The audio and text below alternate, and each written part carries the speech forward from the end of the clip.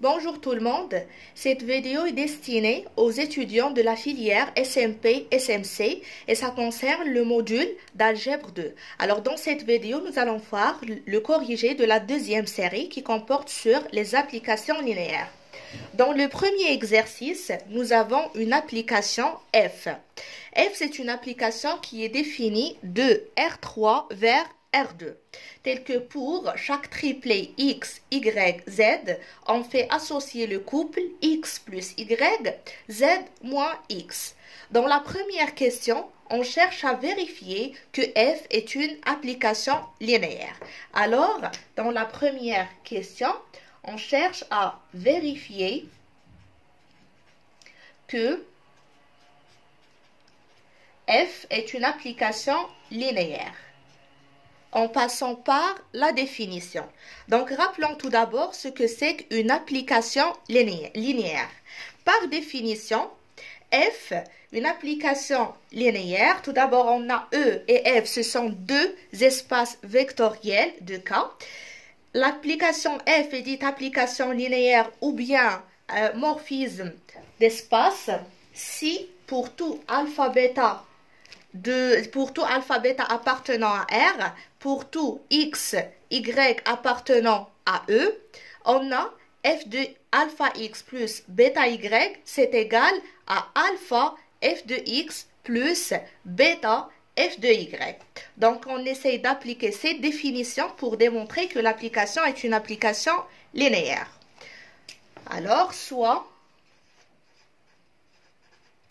alpha bêta appartenant à R et X, Y. Dans notre situation, l'ensemble E, c'est R3. Donc, on a besoin de deux triplets, X, Y, Z, et un autre triplet, X', Y', Z'. Alors, soit alpha, bêta appartenant à R et X, Y, Z appartenant X, Y, Z, virgule, X', Y', Z' appartenant à R3. Alors, montrons que F de alpha multiplié par X, Y, Z, alpha X, Y, Z, plus bêta X', Y', Z' est égal, ce qu'on cherche à trouver vers la fin, c'est par définition, c'est égal à alpha fois f de x, y, z. Voilà, alpha f de x, y, z plus bêta fois f de x', y' et z'. X', y', z'. Donc, on commence. Alpha et f de alpha x, y, z plus bêta x', y', z', c'est égal à f de alpha x, alpha y, alpha z plus bêta x', bêta y', bêta z'. Après, on prend la première coordonnée avec la première, la deuxième coordonnée avec la deuxième, la troisième coordonnée avec la troisième. Alors, on obtient f de alpha x avec le bêta x'. Donc, alpha x plus bêta x'. Ça, c'est la première coordonnée. Après, c'est alpha y plus bêta y'. Suivi par alpha z plus bêta alpha z plus bêta z'. Ici, c'est z. Après, c'est égal. Normalement, d'après l'énoncé de l'exercice, f de x, y, z, c'est égal x plus y, z moins x. Donc, on note ici la première coordonnée par grand X, la deuxième coordonnée par grand Y et la troisième par grand Z. Alors, d'après l'énoncé de l'exercice, f de x, y, z, c'est égal à x plus y. Donc, je prends grand X plus grand Y. Donc, j'aurai dans la première coordonnée, voilà, alpha x plus bêta x prime plus le y, qui est alpha y plus bêta y prime. Ça, c'est la première coordonnée. Pour la deuxième, c'est z moins x. Alors, alpha, je continue ici, alpha z plus bêta z prime moins grand X. Alpha x plus bêta x prime. C'est égal. Ici, je peux factoriser par alpha et je peux factoriser par bêta. Lorsqu'on factorise, on obtient alpha facteur de x plus y plus bêta facteur de x prime plus y prime. Ici, on obtient alpha facteur de z moins x plus bêta facteur de z prime moins x prime. D'accord. Maintenant, je reviens ici. Puisque j'ai l'égalité, donc j'ai le droit. Qu'est-ce que ça veut dire alpha f de x, y, z? Normalement, alpha de f, x, y, z, c'est alpha multiplié par x plus y, je fais comme ça, z moins x plus bêta multiplié par f de x prime, y prime, z prime. Le f de x prime, y prime, z prime, c'est x prime plus y prime et z prime moins x prime.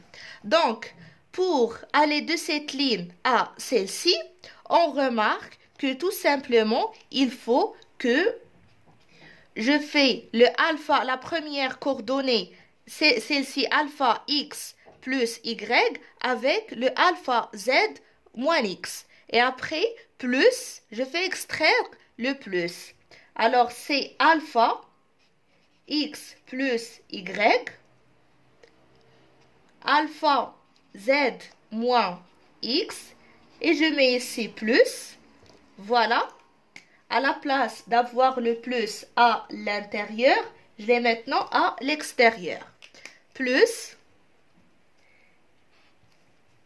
le bêta x prime plus y prime et bêta z prime moins x prime.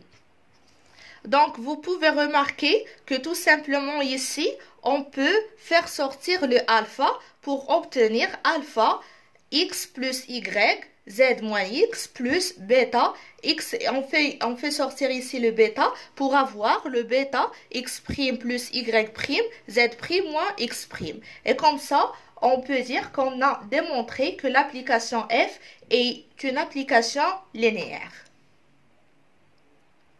Dans la deuxième question, on cherche à démontrer ou bien à trouver le noyau de l'application f, ce qu'on note par le ker de f. Par définition, on dit le ker on a, c'est pas on dit, on a le ker de f, c'est égal à l'ensemble des éléments appartenant à eux, tels que f de x ou bien tels que leur image, c'est égal à 0 de f.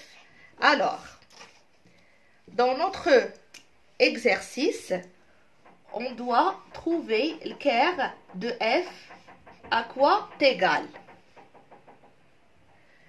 Le ker de f, c'est égal à l'ensemble des éléments appartenant, on a dit, à E. Dans notre situation, le E, c'est R3. Donc, c'est l'ensemble des x, y, z appartenant à R3, tels que leur image f de x, y, z, c'est égal à 0 de f. Donc ici, tel que l'image f de x, y, z, c'est égal à x plus y z moins x. Donc, tel que x plus y, z moins x, c'est égal, d'après la définition, c'est égal à 0 de f. Ici, le f, c'est R2. Donc, c'est égal à 0 de R2. Et le 0 de R2, c'est le couple 0, 0. Donc, ça, c'est égal le couple 0, 0. Donc, cet ensemble, c'est égal l'ensemble des x, y, z appartenant à R3, tel que, qu'est-ce que ça veut dire x plus y, z moins x est égal à 0, 0? Ça veut dire que x plus y est égal à 0 et le z moins x est égal à 0. Alors, ça veut dire que x plus y égale 0 et z moins x c'est égal à 0. Ici, j'essaie de trouver l'expression de y en fonction de x et l'expression de z en fonction de x. Et je vais remplacer ici le y et le z par l'expression qu'on va trouver à l'aide de x. Donc, c'est égal à x, y, z appartenant à R3, tel que x est égal à, ou bien tel que j'ai dit le y, c'est égal à moins x. Et le z, c'est égal exactement x.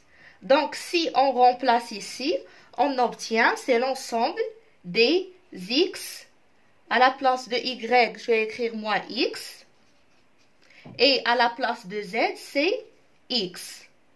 Appartenant tel que, j'écris tout simplement tel que, le x, c'est un élément de R. C'est égal, ici on peut factoriser par le x. On peut faire sortir le x. Donc c'est égal à l'ensemble x, 1, moins 1, x, tel que le x appartenant à R. Et d'après le premier chapitre, cet ensemble, c'est égal à exactement le vecteur de 1 moins 1, ici c'est 1, c'est pas x, désolé. Donc c'est 1 moins 1 et 1. On note ce vecteur par e. Donc c'est égal à exactement le vecteur de e pour simplifier les notations. Donc, le quart de f, on a trouvé que c'est égal à un ensemble. C'est égal à le vecteur de e. Avec le e, c'est le vecteur 1 moins 1, 1. Et si vous vous rappelez de la définition de le vecteur, c'est toute combinaison linéaire des vecteurs que nous avons ici. Dans cette situation, nous avons un seul vecteur, donc nous avons coefficient multiplié par le vecteur, et d'après la définition, on aura alpha, ou bien d'après la définition, on a déjà le alpha multiplié par e. Dans notre situation, le alpha c'est x, et ça appartient à R. Ici, je note que le singleton e est une famille génératrice car elle engendre le quart de f. Donc, E, c'est un sous-espace vectoriel de R3. Ça, c'est comme remarque. Le singleton E est un sous-espace vectoriel de R3 puisque c'est un vecteur qui engendre le quart de f. Et ce vecteur est une famille libre car normalement on sait très bien qu'un vecteur non nul forme une famille libre et par suite on peut déduire que le E c'est une base de le quart de f. Et de plus, la dimension du singleton E c'est égal à 1. Voilà, je l'ai noté ici que E est une famille libre car c'est un vecteur non nul. Donc, le singleton E est une base de quart de f et de plus, la dimension de quart de f c'est égal à 1. Je sais très bien que ça, c'est pas demandé dans l'exercice, mais peut-être vous pouvez trouver ça sous forme des questions dans d'autres exercices. Alors, on passe maintenant pour la deuxième partie de la deuxième question. Pour trouver l'image de f, on considère la base canonique de R3. Parce que tout d'abord, l'image de F, on a ici F allant de R3 vers R2. Voilà, allant de R3 vers R2. Donc l'image de F appartient à R2. Donc on prend tout d'abord la base canonique de R3. Soit E1 qui est égal à 1, 0, 0. E2 c'est égal à 0, 1, 0. E3 c'est égal à 0, 0, 1. Ceci, c'est la base canonique de R3. La base canonique de R3. On sait très bien,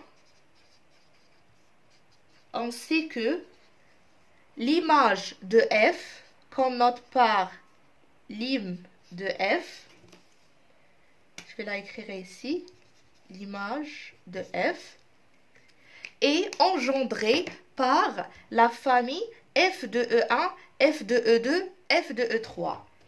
L'image est engendrée par la famille F de E1, F de E2, F de E3. L'image est engendrée par cette famille, ça veut dire, je vais écrire ici entre parenthèses, qu'est-ce que ça veut dire engendré par F de E1, F de E2, F de E3? Ça veut dire que X plus Y, parce que l'image de chaque triplet X, Y, Z, c'est X plus Y, Z moins X. Donc, F de l'image, F de X, Y, Z, qui est X plus Y, Z moins X, c'est égal à la combinaison linéaire de cette famille. C'est égal à lambda 1 fois F de E1 plus lambda 2 fois F de E2 plus lambda 3 fois F de E3. Donc, on a l'image de F est engendrée par la famille F de E1, F de E2, F de E3. On passe pour calculer F de E1 quoi égal F de E2 et ainsi F de E3. Alors, on a F de E1, c'est égal à, normalement F de E1, c'est 1, 0, 0. Alors, c'est égal à 1 plus 0 et 0 moins 1. Donc, c'est égal à 1 moins 1. On remplace dans l'application que nous avons. F de E2, c'est égal à 1, 0. Et F de E3, c'est égal à 0, 1. Donc, on remarque ici que F de E1, c'est égal, le 1 moins 1, c'est égal à aussi F de E2 moins F de E3. Si on fait le 1, 0 moins le 0, 1, on obtient exactement 1 moins 1. Donc, le F de E1 s'écrit comme combinaison linéaire de F de E2 et F de E3. Alors, il faut éliminer le F de E1 de cette famille. Donc, on peut déduire que l'image de F est engendrée par la famille F de E2 et F de E3. F de E2, F de E3 qui est 1, 0, 0, 1, c'est exactement la base canonique de R2. Donc, on peut déduire que l'image de F, c'est égal à exactement R2. Donc, j'ai écrit ici que la famille F de E1, F de E2, F de E3 est liée. Alors, l'image est engendrée par la famille F de E2, F de E3, qui est la base canonique de R2, d'où l'image de F, c'est égal à exactement R2. Alors, en résumé, qu'est-ce qu'on a fait dans cette question? C'est pour démontrer que l'image de F, c'est égal à R2, on a prouvé que l'image de f est engendrée par la base canonique de R2. Alors maintenant, on passe à la dernière question dont on cherche à trouver le rang de f. Pour le rang de f, normalement, ou bien par définition, le rang de f, c'est égal à